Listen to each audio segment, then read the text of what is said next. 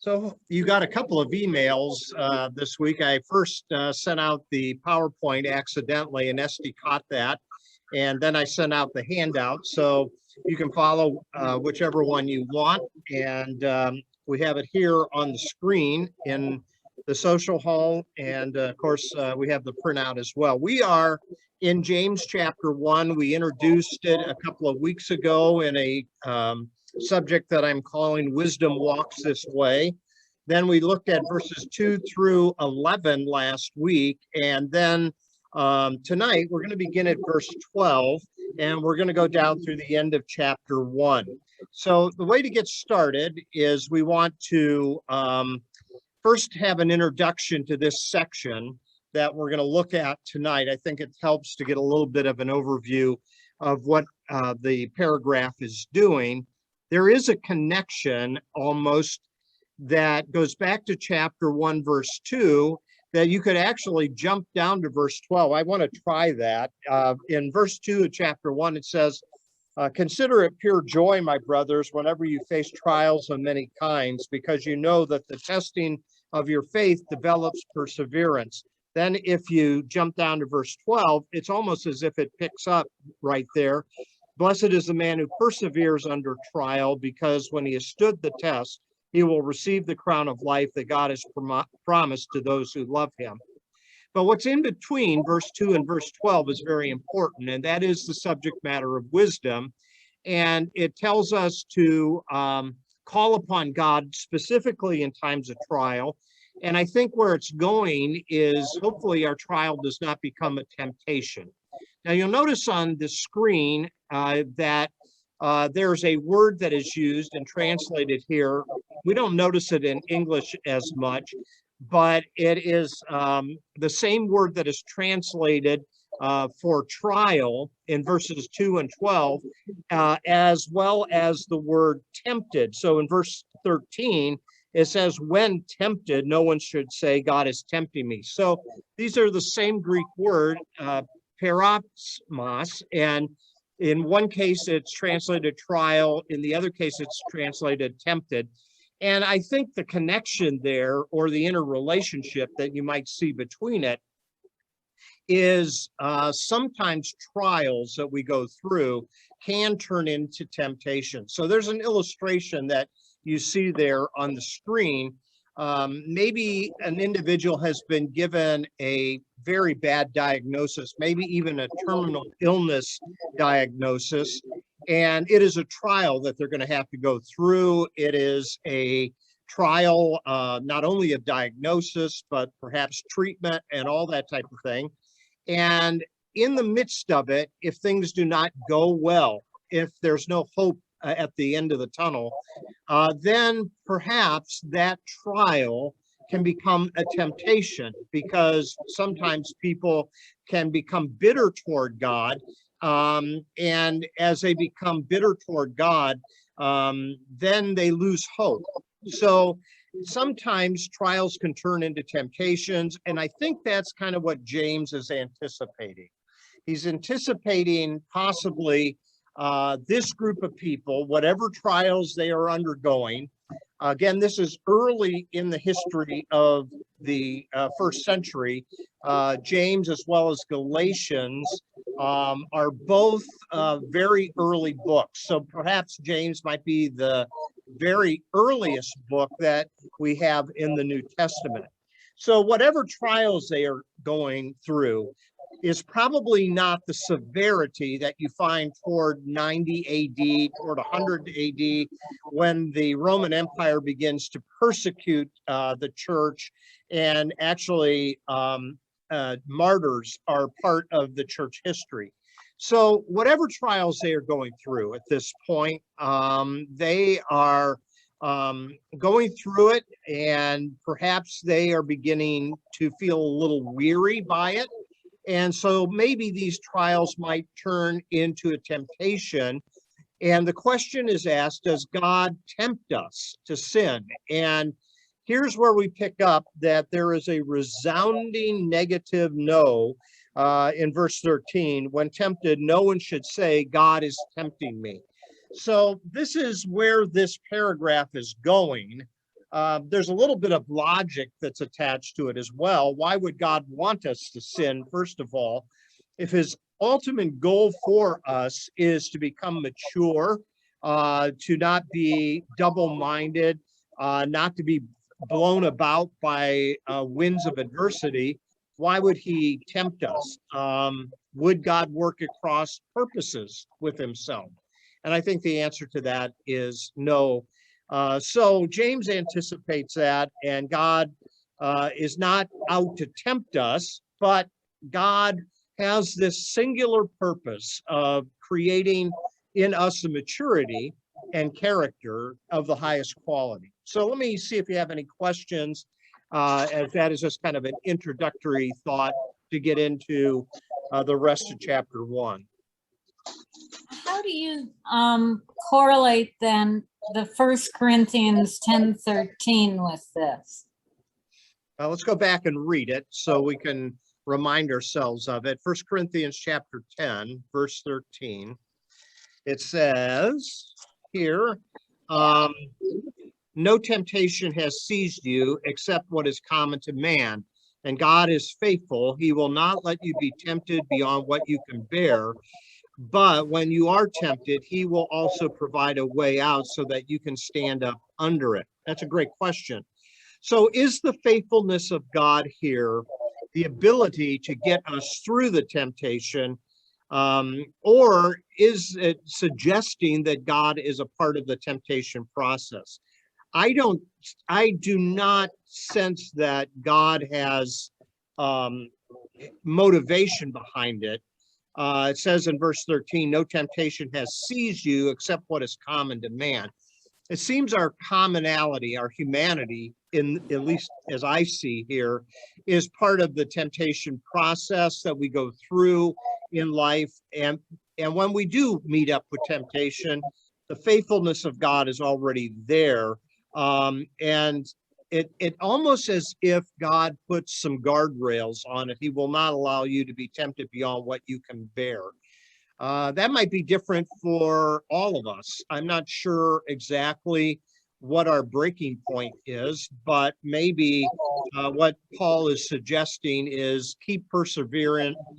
God is going to show up before you break down. So that's kind of how I look at it. What do you think about it? Well, I've always read that trials rather than tempted. We were always taught it could be trials. And my thought with that one was, I just wish he didn't think I could bear so much. Yeah. But, and, he does provide a way out. But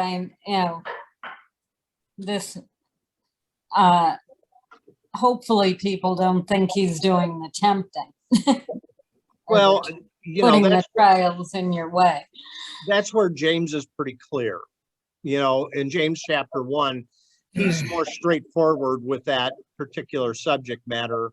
The Paul passage, I think, probably has a lot to do with a lot of the troubles that the Corinthian church is going through. Very divisive church that has all kinds of issues.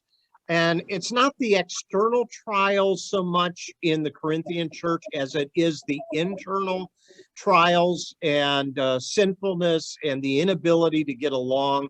So I think we might have to factor in the difference of context as well, between the two books. So. Thank you. Yeah, anybody else want to weigh in on that? Okay, if not, then I'm going to go on and we're going to kind of break this down a few verses at a time. So let's kind of start with verse 12. Now it's interesting, verse 12 begins with the word blessed, or some people pronounce it blessed.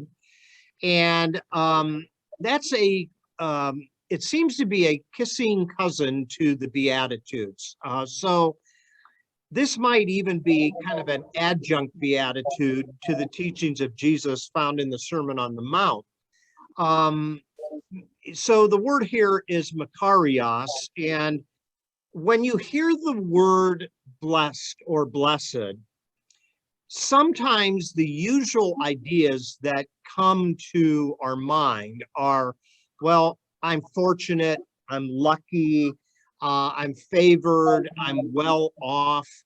But if you look at the Beatitudes, I would say that most of the Beatitudes do not really talk about a state of luckiness or fortunate, because a lot of the Beatitude talks about things that people who are on the margins are needing to persevere through. And so there might then be kind of an assumption that the way you are blessed is a cause and effect relationship.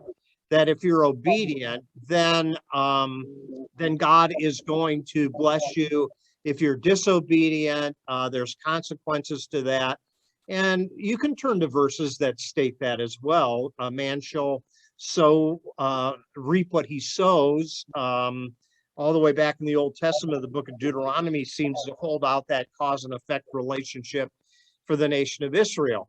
However, here, I think it might mean something else. When we observe people who are not that well off, maybe one of the temptations that we go through is to maybe make a judgment upon them. What did they do wrong? Or how stupid can they be? And usually there's elements of some type of condemnation upon people who are not in a blessed state.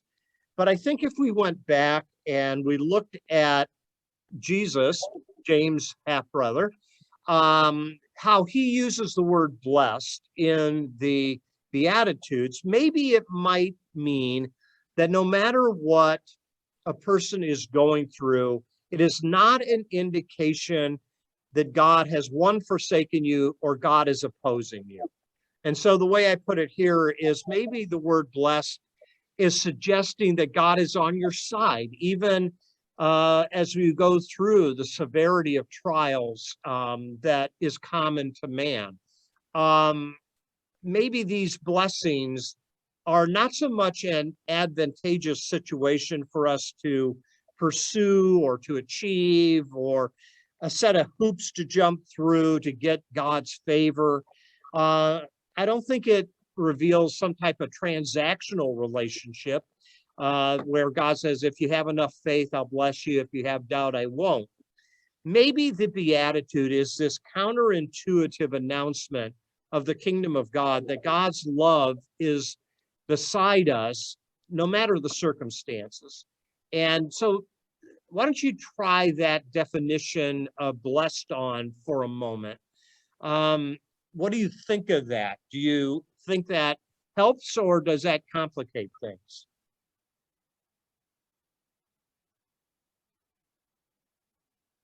Well, I guess it doesn't complicate anything, so I'll keep going. But I think it's something to be very careful of, to somehow equate anything in terms of prosperity, good fortune, lucky, those type of words, to be associated with, oh, this is an indication of how much God favors you over other people. And I think that's important to keep in mind because all of us will go through issues. That's assumed here in verse 12. Blessed is the man or woman who perseveres under trial. There is a commonality in our experience here. And it does test us, as it says here, because when he has stood the test, he will receive a crown of life that God has promised to those who love him. So we're going to look at the back half of this verse in the next slide. But do you have any comments or questions before we do that? So on the back half of this verse is a promise of a crown of life for those who will persevere to the end. Now, the question I have is, what is this crown of life?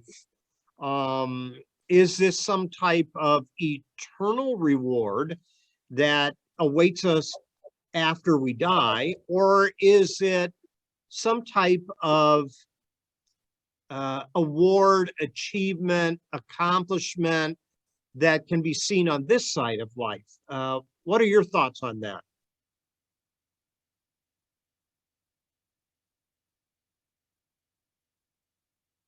Well, maybe we go back to kind of the metaphor behind it. Crowns in the New Testament is associated with athletics. So maybe a good way of putting it in our day and age would be, we just came through the Olympics, a gold medal rather than a crown. A crown is an association with ruling, kingdom, that type of thing. Maybe what this idea is the idea of the dignity and honor that God places upon the neck of those who persevere to the end. So we think of bronze medal, silver medal, and gold medal in the Olympics. And in the race of life, this becomes kind of a core image that as we cross the finish line of our own life, maybe what awaits us is this idea of God's approval that we continue to persevere through all the trials, all the circumstances, and all the hurdles we had to jump. So this word that is used for crown here is used quite often as it's related to athletics. Paul uses the same imagery when he says, I fought the good fight. I persevere to the end, that type of thing. It's a very similar subject matter that's here. So the other qualifier is, now who are these who love him? Is this a perfect kind of love? Is this a fanatical kind of love? Is this a sacrificial kind of love? The answers to all those might be yes, but is that what's in mind here? It says in verse 12, he will receive, or she will receive, the crown of life that God has promised to those who love him. So maybe the love element here is more of a response, our love responding to God's love. And that is because he does not forsake us, as we just read in 1 Corinthians 10:13. Then maybe what we understand is that we can still feel the love of God, even in the most severe trials. In fact, that love might be the only thing that gets us through that trial. And maybe our love for God, through thick and thin, through black and white, through all the bruises of life, then is an indicator of our heart. And it's an indicator that we love God and we are responding to him. What is it that First John says? We love him because he first loved us. So there's kind of a response there to the love of God. Sometimes it's difficult to see it. Sometimes it's difficult to navigate it. But the crown of life, I think, is well done, good and faithful servant. That's a phrase Jesus uses. It's the idea of you persevered, you hung in there, you continued to run the race. And the image that comes to my mind is, these Olympians that are, let's say, in a marathon or in a track and field event, and they continue, and some of them, there's footage of those that barely got across the finish line, and yet they persevered and they drug their body across the finish line, and even some of the other athletes sometimes helped them get across it, but they persevered to the end, and they did not give up the goal of going across that finish line. And that's something very commendable that James is saying. You're persevering to the very end. God notices it. God rewards it. You have some thoughts on that?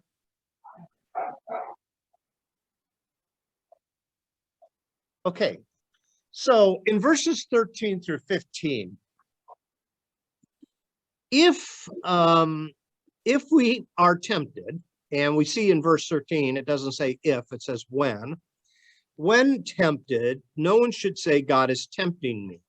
For God cannot be tempted by evil, nor does he tempt anyone, but each one is tempted when by his own evil desire he is dragged away and enticed.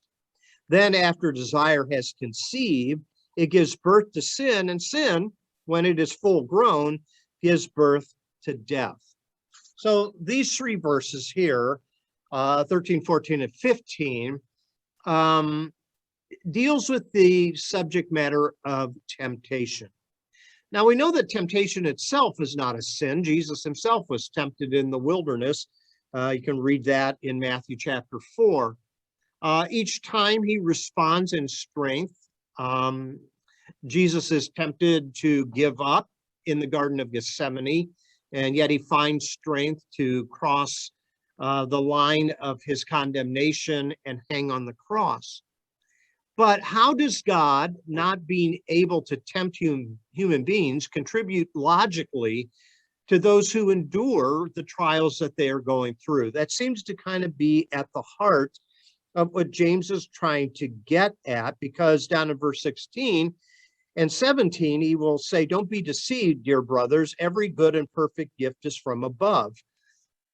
So what is it that we see? How is God involved when we're in the middle of these trials? And is the desired outcome from these trials to persevere, or is the temptation to shift blame? Now, have you ever noticed, and I know I do this, that when something goes wrong, we look for someone or something to blame? Okay. It seems to be kind of a natural thing that we do. It's part of our humanity. And sometimes other people are to blame for some things. But James tells us, don't shift the blame to God. God might use trials, but he doesn't want to tempt people to the point where they will enact evil actions.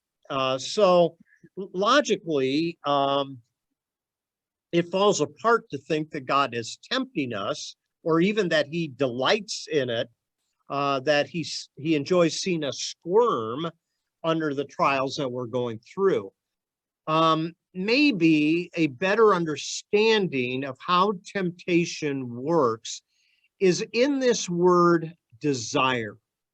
Epithemia is the original language, Greek word.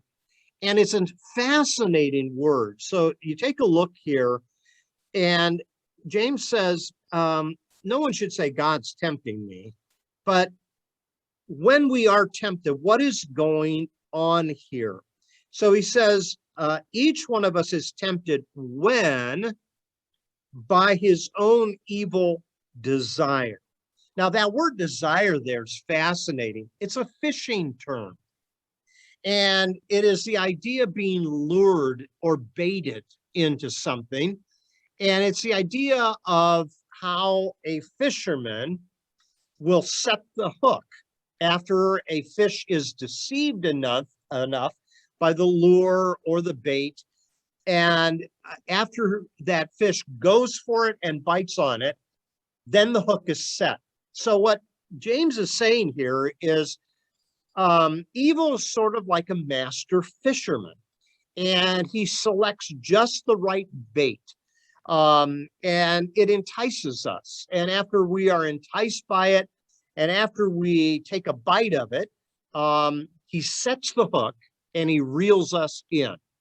And I think what that is probably referring to is when we take the bite.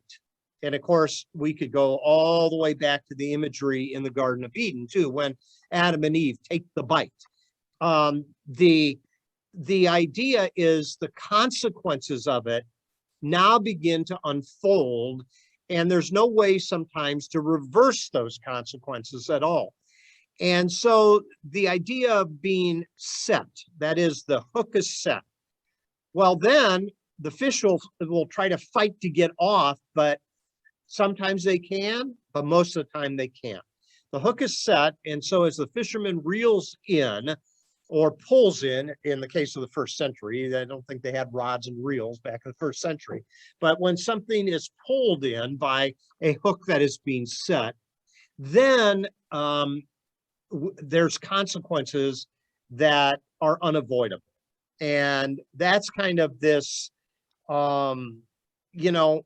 idea that when we're in the midst of trial, there is the temptation to blame someone else, or at times to blame God. Then the hook sometimes is set, because that hook is not set in the mouth, it's set in the heart. And it just continues to pull on us to the place where we become hard in heart, even toward other people or God. And I think we all know people who have gone through so many trials in life that their heart is hardened and they become bitter toward other people. And in their bitterness, they can't trust other people. They cannot, they can't love out of a pure kind of love. So I think what James is probably getting at here is the idea of this being dragged away as a consequence of taking the hook.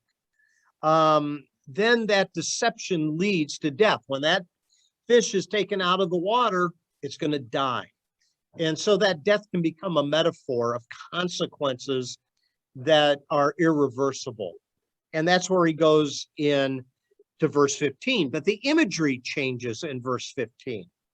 It's interesting here that the imagery in verse 15 is not the imagery of fishing, it's the imagery of conception. So when sin is conceived, it's going to give birth, when temptation rather is conceived, it's going to give birth to sin, and it grows. Notice it says, then after desire has conceived, it gives birth to sin, and sin, when it's full grown, gives birth to death. It's the idea of just like a birth of a baby. That baby doesn't stay small. That baby grows sometimes pretty quickly over a course of a few months. You go, oh my goodness, this baby has doubled in weight. It's put on several inches in height, that type of thing. And so the imagery has changed here from kind of a fishing term, being dragged away, to the idea of desire conceiving, giving birth to sin, and then it's just going to continue to grow. So, thoughts there?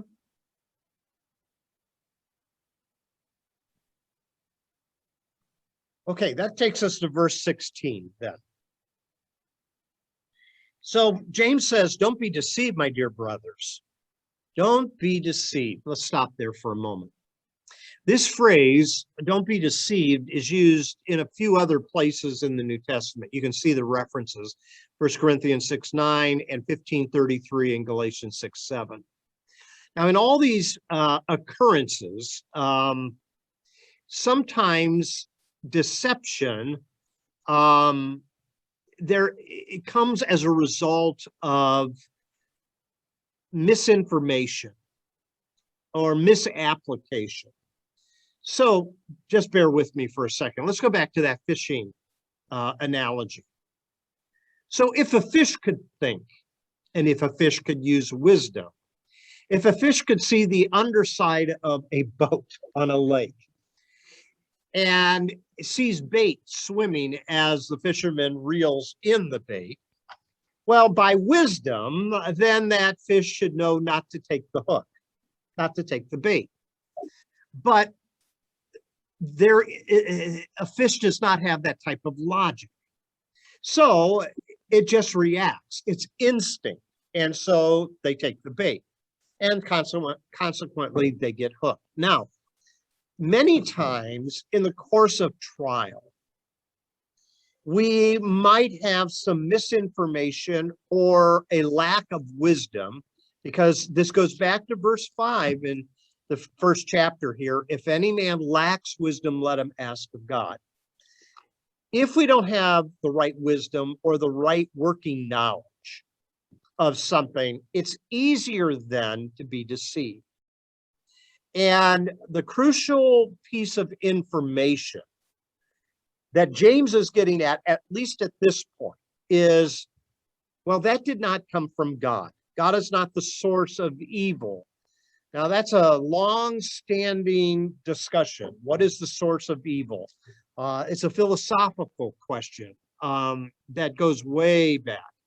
But James is insistent that God is not the source of evil, but God is the source of good, and he's not going to deviate from his goodness.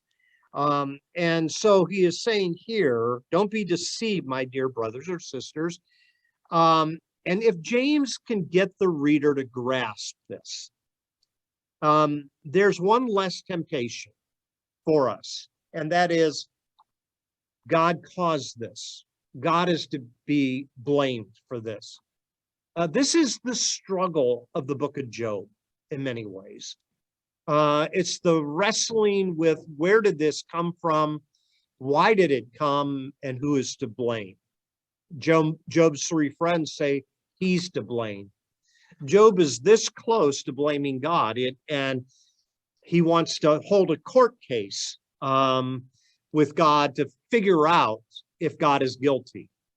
But the book ends by basically saying, well, these are things that are too deep for you to fully understand, Job. And if you read chapter 38 through 40, you'll find that he uses creation as a way of explaining, hey, if you don't know how the created order works, how can you possibly understand how the philosophical or metaphysical works? So James here is telling us that deception goes way, way back. And in fact, you can go all the way back to the garden in Genesis chapter 3. And this imagery of the first couple being deceived is to blame God for the situation and to indict God, that God is not good. He's withholding something from you. And because he's withholding something from you, you need to take the action into your own hands. And I think James is saying, don't be deceived by that. Don't be deceived by that. Thoughts there? So now in verses 17 and 18, we come to this declaration that tells us that every good and perfect gift is from above, coming down from the Father of the heavenly lights, who does not change like shifting shadows. He chose to give us birth through the word of truth, that we might be a kind of first fruits of all he created. So let's break this down a little bit. So James is insistent that God is good. And that goodness goes all the way back to creation itself. You'll notice here it says, every good and perfect gift is from above, coming down from the Father of the heavenly lights. That's creation language. So in Genesis chapter 1, the affirmation of the goodness of creation comes from the fact that God is good. And the psalmists, especially, if you want to do some devotional reading, you can look at those references. The psalmists especially go back to creation to affirm the goodness of God. The creation reveals goodness in the way it was brought together. And it's an indicator of the character of God as well. And guess what word is used in the Old Testament? Tov. Remember that word? We used it in our Sunday morning series. So the idea here is God is wholly associated with goodness. And because he has been good since the beginning of creation, then you can be sure that he does not change. Every good and perfect gift is from above. It comes down from the Father of the heavenly lights, who does not change like shifting shadows. This idea of the Father of lights is this idea of God who loves light, not darkness. The shifting shadow is this idea of darkness. And that is a very popular contrast through the whole scripture, light versus darkness, especially in the Gospel of John. You'll find it quite frequently.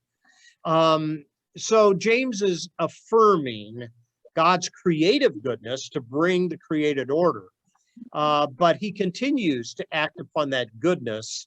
And now that brings up questions many times, I think, that we often ask. So a hurricane, a tornado, a tsunami, an earthquake, things like that, that sometimes come into the created experience of mankind.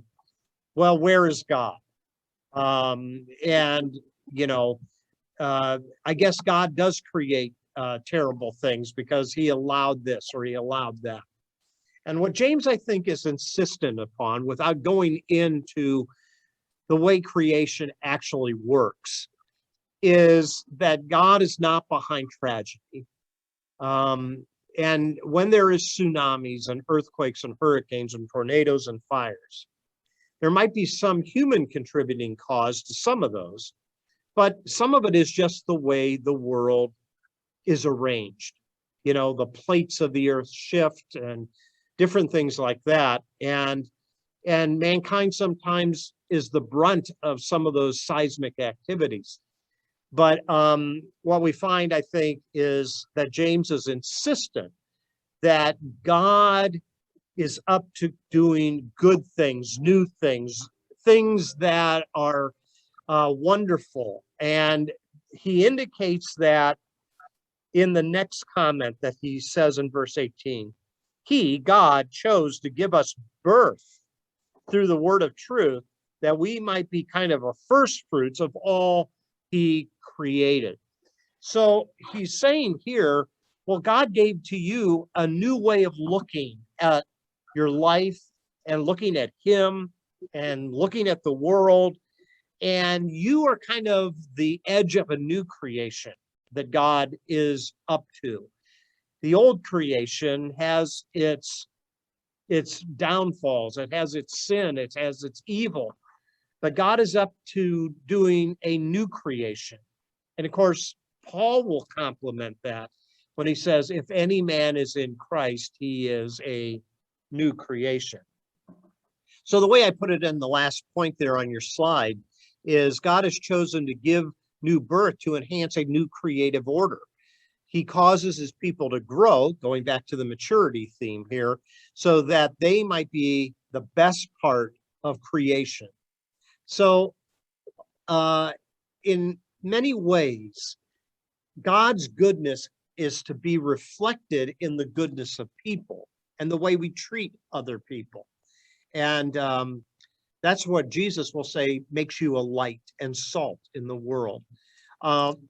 So how is it that we are perceiving God? And if we're perceiving God as a good God, then as we persevere through trials, we'll try to be good to other people as well. If we think God is evil, if we think that God is up to somehow making us miserable, our hearts as well might certainly be hard enough to make that the experience of other people through us. So, thoughts there?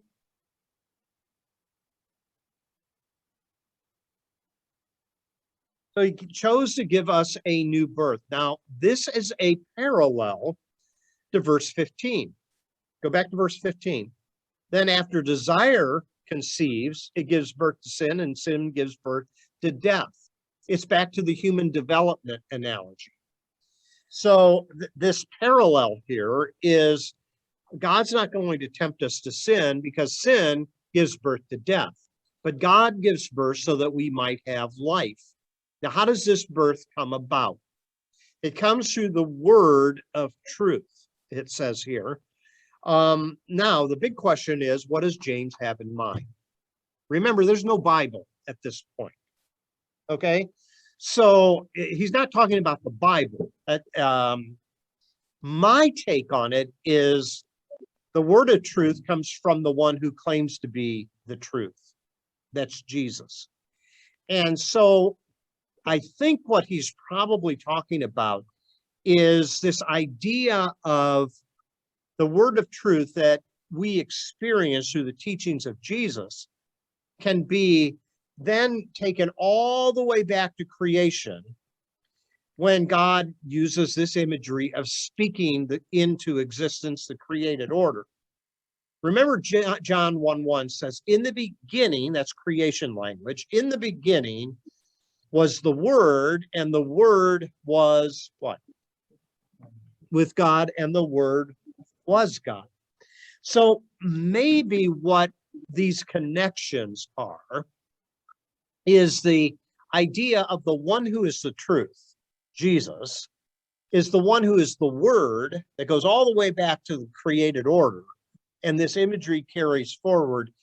The word of truth then comes through two things, at least I think in James' mind. The first one is creation.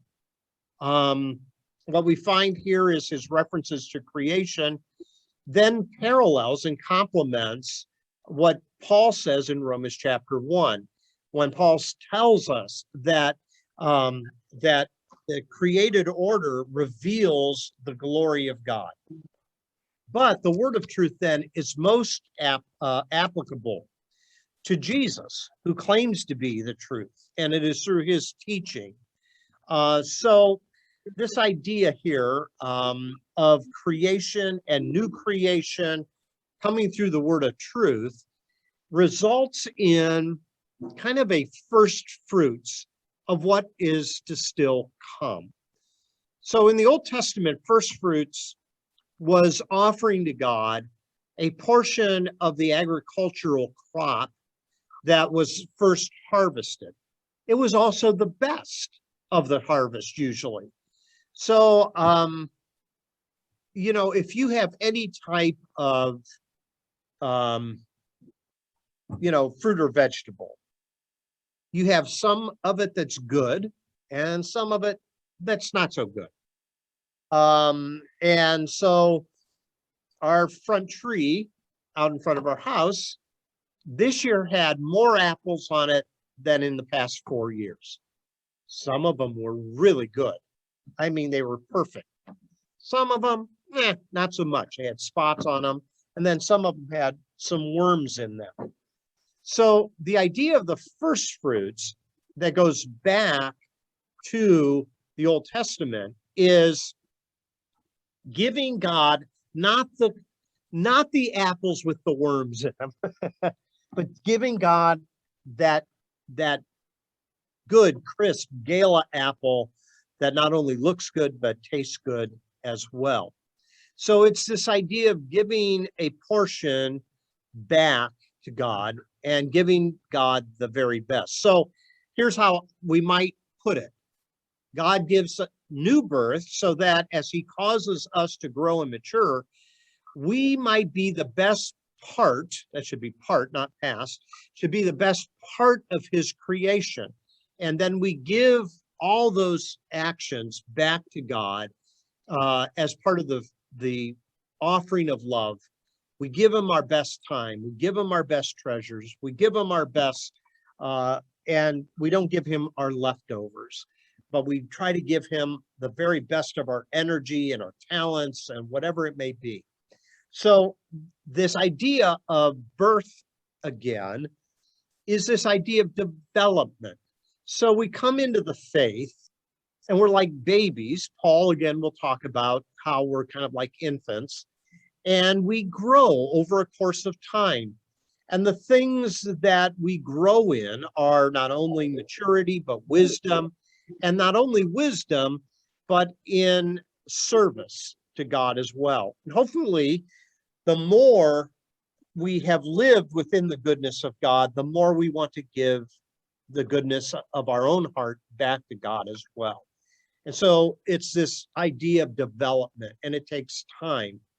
And we should not look down upon those who are not there yet, just like we don't look down upon a 1-year-old not being able to walk yet. It'll come in time. And then they'll not only be able to walk, but then they'll be able to run.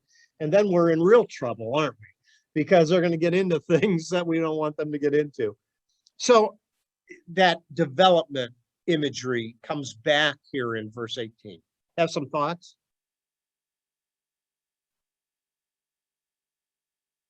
Okay, so in the 15 minutes or so that we have left, I want to take a look at the remaining paragraph in chapter 1. So I'm going to read it, and then you can kind of see how I've outlined it on the slide there. It says, "My dear brothers," and always when you see brothers, assume there's a sister in there as well, okay? "My dear brothers, take note of this. Everyone should be quick to listen, slow to speak, and slow to become angry. For man's anger does not bring about the righteous life that God desires. Therefore, get rid of all moral filth and the evil that is so prevalent, and humbly accept the word planted in you, which can save you. Do not merely listen to the word and so deceive yourselves. Do what it says. Anyone who listens to the word but does not do what it says is like a man who looks at his face in a mirror and after looking at himself goes away and immediately forgets what he looks like. But the man who looks intently into the perfect law that gives freedom and continues to do this, not forgetting what he has heard, but doing it, he will be blessed in what he does. If anyone considers himself religious and yet does not keep a tight rein on his tongue, he deceives himself and his religion is worthless. Religion that God our Father accepts as pure and faultless is this: to look after orphans and widows in their distress and to keep oneself from being polluted by the world."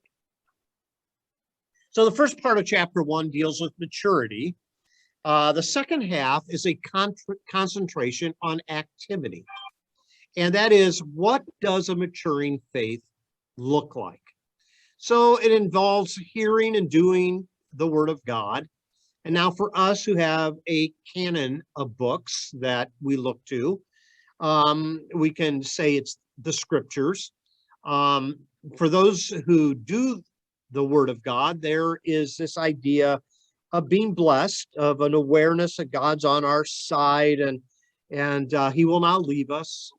So James is going to transition from the subject of maturing in general to how it works itself out in relationship to specific issues. And he includes 3 of them that he will come back to later in the book: controlling the tongue, caring for those who are less fortunate, and how to deal with the cravings that come from within us. So we'll come back to these subjects because James is going to come back to them later in the book as well. But what we see here is the kind of overall introduction to this last half. And remember, this is all going together. When this scroll initially came out, there's no chapter divisions and there's no verses. So this is just one thing that continues to flow. But into this new section, he introduces it by talking about rejecting evil, by crowding it out with the implanted word that God gives. So we're told to reject all kinds of evil and vice and not to serve it, but to do that which brings life, not kills life. So what he is talking about is, first of all, slowing down in our reactions. He tells us here, "My dear brothers, take note of this. Everyone should be quick to listen, slow to speak, and slow to become angry." Maybe James is not referencing talking in general. Maybe what he's talking about is the type of talking that is energized by anger. Some people love to talk. So, and that's fine. And, we're not going to throw this in your face and say, hey, you should be quick to listen and slow to speak. It seems as though it's connected to this idea of anger. And that is, we have a natural tendency to speak out against other people quickly that comes either from our own anger or creates anger in the heart of the person who hears it. You see that there's a couple of references there in Proverbs that you can look up. So maybe what we're talking about here is anger that boils up in our humanity, that does not produce what's right. Or remember, the word righteousness is kind of a religious word, but it really is associated with justice, doing what's right toward other people, not necessarily right religiously, is the type of thing that produces schism and hatred. Have you ever noticed, some of you who are journeymen in the church, that every church figures out a way to fight about something? Sometimes it's fighting about nothing. But a lot of this is what's inside of us. The desire to be important, the desire to be in control, the desire to have the last say, whatever it may be. And it causes schism. It causes stupid reactions. It can even cause hatred at times between people. And James was just saying, hey, slow down and shut up. Slow down and shut up. So being doers of the implanted word involves not just listening to that word, but acting upon it. So we know it's wrong to accuse other people. We know it's wrong to condemn other people. We know it's wrong to mistreat other people. It's wrong to misjudge, whatever. But we act on it anyways. But when we hear this implanted word in our heart and in our mind, then it should direct our actions. Take a look at verse 22. Don't merely listen to the word and deceive yourselves. There it is again. Don't deceive yourselves. That was in verse 16. Don't be deceived, my dear brothers. Don't deceive yourselves in verse 22, but do what it says. And then he uses another image. So James loves word pictures. Have you noticed this? Fishing. Now he's going to use the idea of a mirror. Looking in a mirror. We do it every day, don't we? We get up, we brush our teeth, we look in the mirror, we get in the shower, we get out of the shower, we comb our hair, whatever, put on our makeup, whatever it may be. And what James is saying is, when we only hear words of truth, and again, the teachings of Jesus is at the heart of this, and we walk away and do our own thing, when we look away from what we know to be good and true, we're like a guy that looks in the mirror, sees that he's got last night's supper still in his teeth, and his hair is disheveled, and he has the 5 o'clock shadow, but he's not going to correct it. He's going to just turn and walk away, forgetting what he looks like. But you know who never forgets what he looks like? You or me. When we see him, we go, what is that walking mess? You know, why didn't he shave? Why didn't he brush his teeth? Why didn't he comb his hair? That type of thing. So this is actually a common image in the ancient world. Gazing into a mirror is the idea of looking for self-improvement. But what James is saying here is, when you know the word, but you go ahead and do what you want to do, then you're like a guy that looks in the mirror and doesn't care. And they just go on out and they go to work or they go to the store or whatever it may be, and they don't care what they look like. They don't care how they appear to other people. I'm not going to record that, Esty. She was not slow to speak. So never mind. Okay. So there is a connection here between knowing, doing, and being blessed here. You'll notice the blessing is found in verse 25. The man who looks intently into the perfect law that gives freedom. So the blessing is freedom. He's not forgetting what he's heard, but he continues to do it, and he will be blessed in what he does. Now, here we come back to that word blessed again. And I earlier said God is on your side. I'm still going to hold to that definition here, because I think another definition of it could quickly lead to prosperity theology. And that is, you name it and you can claim it. And I don't think life really works that way. I think it is such that the blessing in what we do is having the freedom from guilt and shame and other things that might condemn us. We live with nothing weighing us down. Maybe that's what James has in mind. I don't know for sure, but it does seem as though part of the blessing of doing what we know, that is wisdom, is the freedom to walk without the heavy burdens that many people carry. So what do you think? Any thoughts? So let's come down to the last couple of verses then. Now we're introduced to the word religion. Fascinating. So this comes about pretty early in the first century here. James talks about being religious, and he's talking about religion as an entity. And he talks about pure religion versus something that has been corrupted.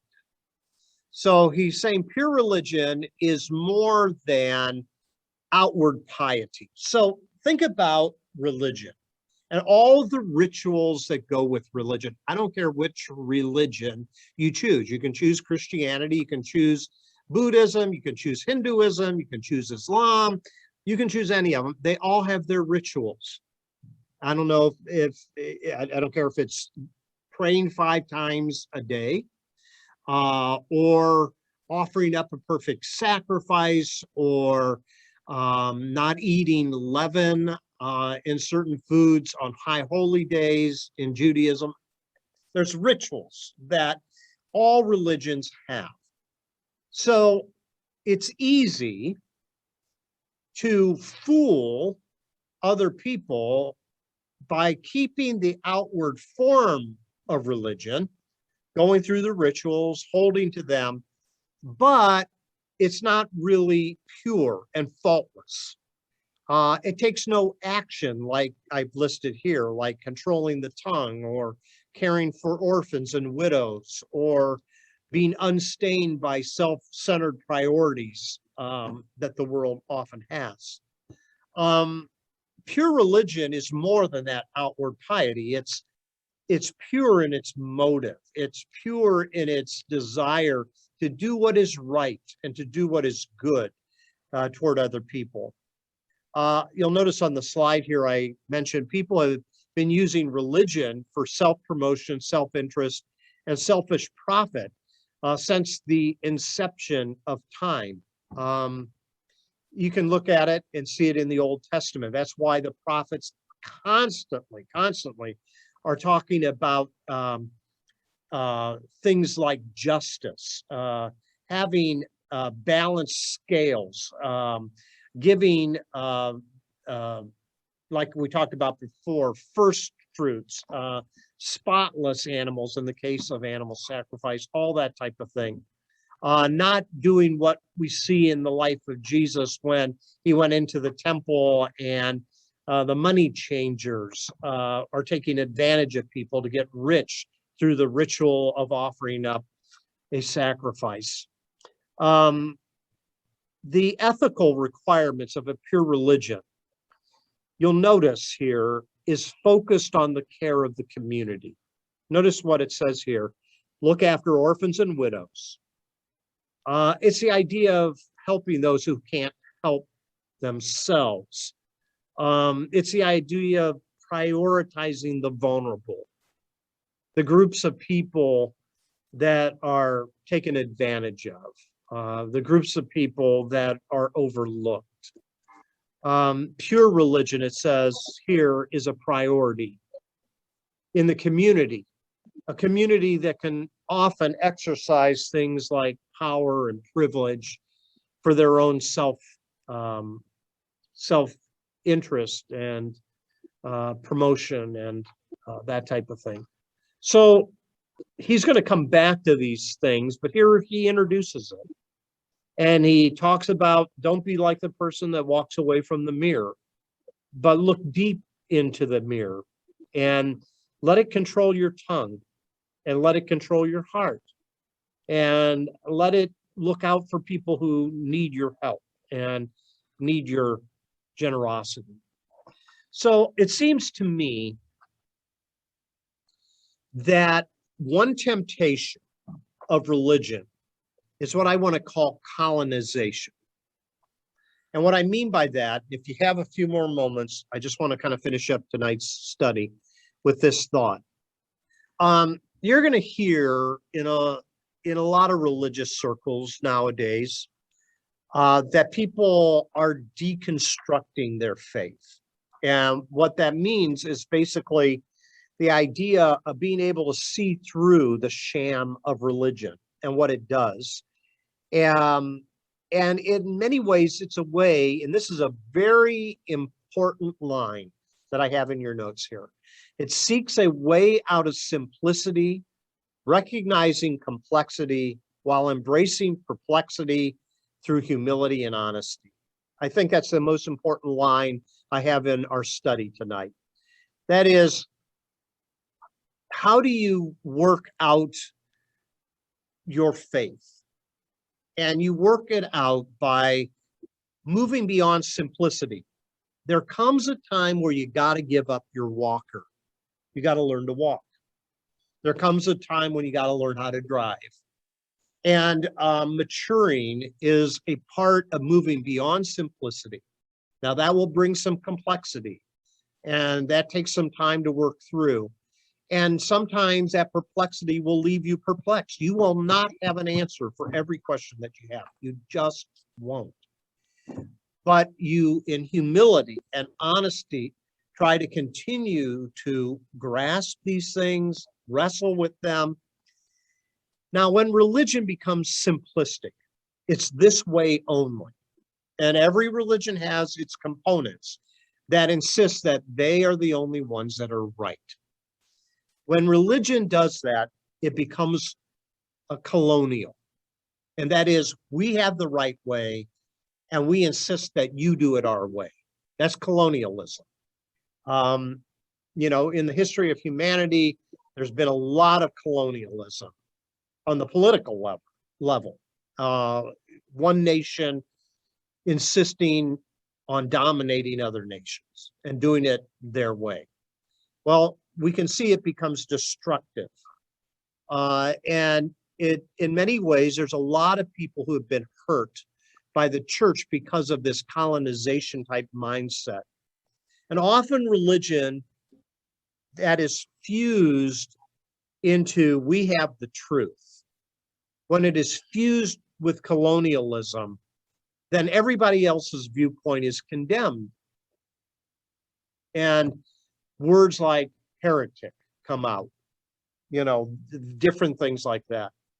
But decolonizing religion is a journey back to the original wisdom of faith. And that is going back to that which sets aside the distractions, and beginning to really take to heart what the faith was designed to do, was designed to bring us closer to God, to find strength in the midst of trial. So here's my last slide. James says that pure religion is that which demonstrates the ability to love, even the unlovable. And often these are the people that are on the margins. So James believes that pure religion is the way to bring some holistic healing to other people, not bring further harm or hurt or shame or guilt through legalism and all these other type of trappings. In other words, faith is a dynamic that's lived out in the reality of time. It's following the way of forgiveness and acceptance and peacemaking and being generous and loving and serving and those type of things. And here's the heart. Here's where it comes to. It means welcoming all people, regardless of gender and race and ethnicity, age, physical or mental capacity, education, sexual orientation, and even social, economic, or marital status. Pure religion just has this work of renewing and reconciling and redeeming, but it's a hard work because it involves sacrifice. It involves service. It involves all these type of things. But if that is the pure religion, then it can make our rituals meaningful. And that is, why do we take communion? Well, it reminds us that we're all a part of one body, the body of Christ. Why do we worship? Why do we sing? It's a chance for a community of people to worship God, not just an individual expression. So pure religion is embedding love in meaningful rituals, whether it's prayer, whether it's scripture reading, whether it's meditation, whether it's communion, whether it's baptism, whatever it may be. That makes sense to everybody? So it's always got to be embedded with love. And that's what makes religion pure. And that's what makes religion acceptable to God. So that's what I have for us tonight. Do you have some thoughts, questions before we head our own way tonight? Anything else?